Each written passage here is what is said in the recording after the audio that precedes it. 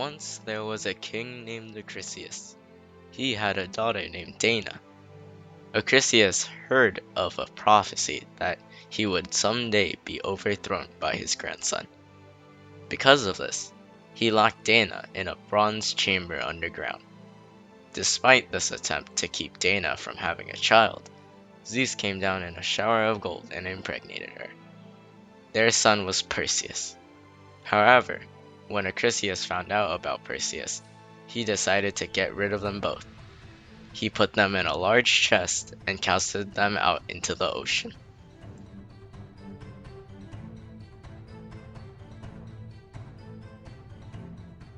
After floating around for some time, they are rescued by Dictys, a fisherman from the island of Seriphos.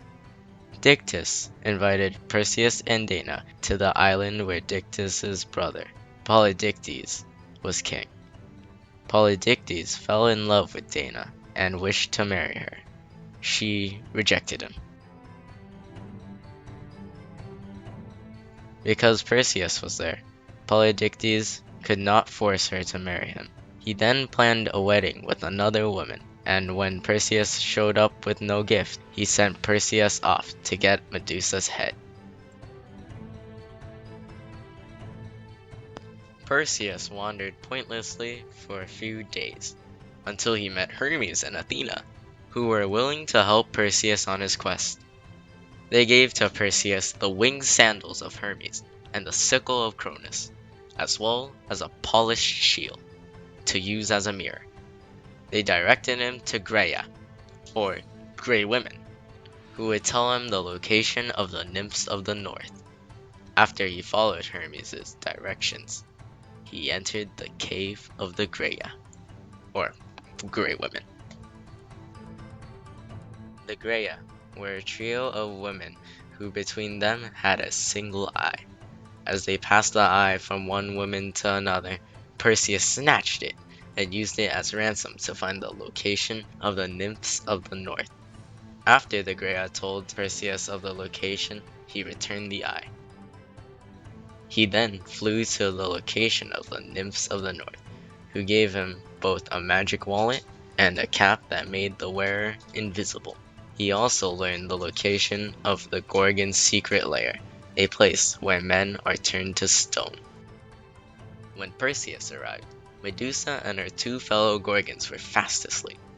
Perseus flew down and looked at the polished mirror given to him by Athena, and with a stroke guided by Athena, he slew Medusa and placed her head in a magic wallet.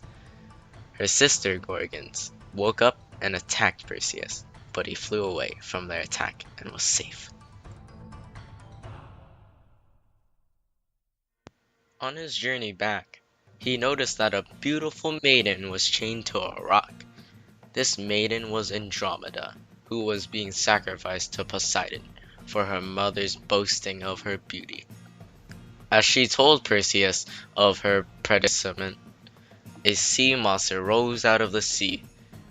Perseus turned the monster into stone by showing it the head of Medusa, and it crumbled into pieces. He then went to the king on the island, Cepheus, Andromeda's father, and asked for Andromeda's hand in marriage. He kindly accepted, and Perseus took Andromeda with him to Seriphos. Also on the way back, he stopped at Larissa so he could compete in some games, but misthrew his discus and killed Acrisius, who happened to be in the crowd. After mourning his death, Perseus and Andromeda went to Seriphos. Perseus learned that his mother wasn't married to Polydectes, but was forced to be his handmaiden. So he made his way into the hall. He told his friends to turn away and displayed Medusa's head to everyone in the room. Polydectes and his courtiers were instantly turned into stone. With Dana free, Perseus and Andromeda lived a full and happy life together.